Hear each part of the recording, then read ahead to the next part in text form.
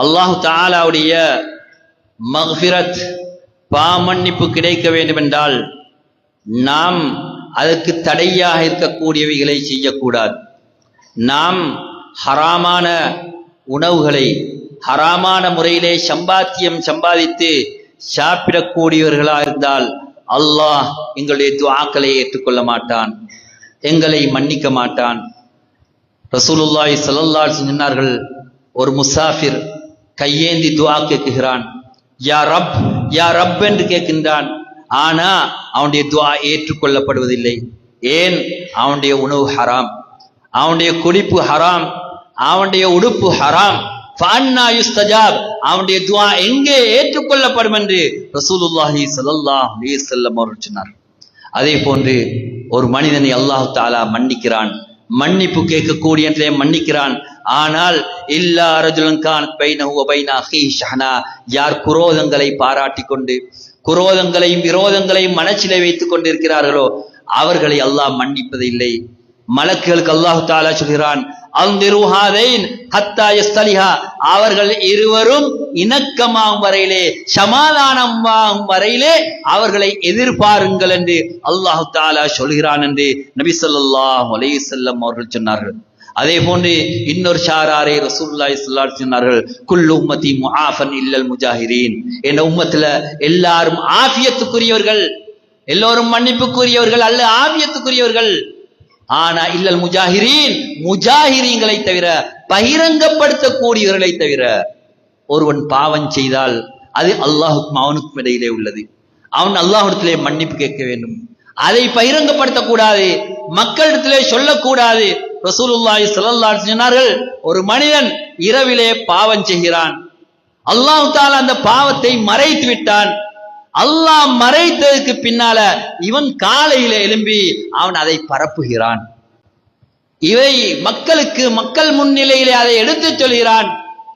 அவன் சமூக வலைத்தளங்களிலே அதை பரப்புகிறான். எனவே அல்லாஹ் தஆலா மறைத்தான், மறைத்த அந்த பாவத்தை இவன் பரப்புகிறான், பகிரங்கப்படுத்துகிறான்.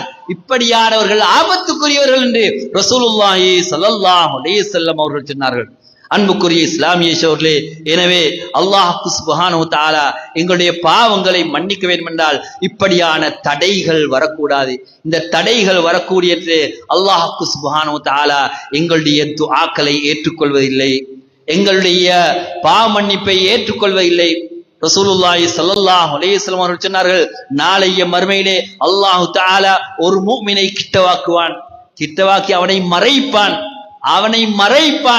அவனை மறைத்து மக்கள் காணாத நிலையிலே மறைத்து, அத்தஅரிஃபு தம்பகதா, உனக்கு இந்த பாவம் நீ இந்த நாள் செஞ்சாயே உனக்கு யாஃபம் இருக்குதான்னு கேட்பான். இவன் சொல்லுவான், ஐ யா ரப், நான் செஞ்சேன், இப்படி ஒரு குத்தத்தை செஞ்சேன் என்று சொல்லுவான்.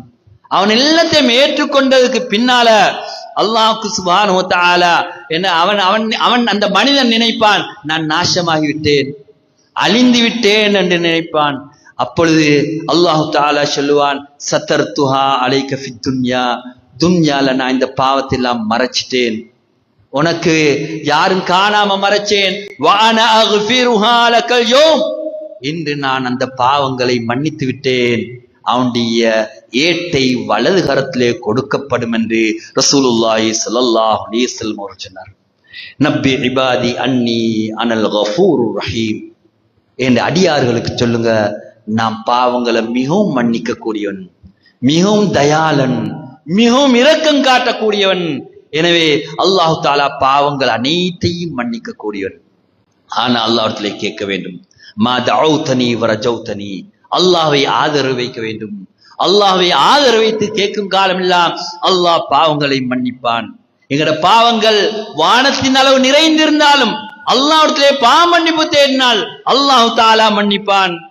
எங்களுடைய பாவங்கள் பூமி முழுவதும் இருந்தாலும் அல்லாஹ்வை ஷிர்க் வைக்காத நிலையிலே நாங்கள் அல்லாஹ்வை சந்தித்தால் நிச்சயமாக அல்லாஹ் தஆலா மன்னிப்பான்.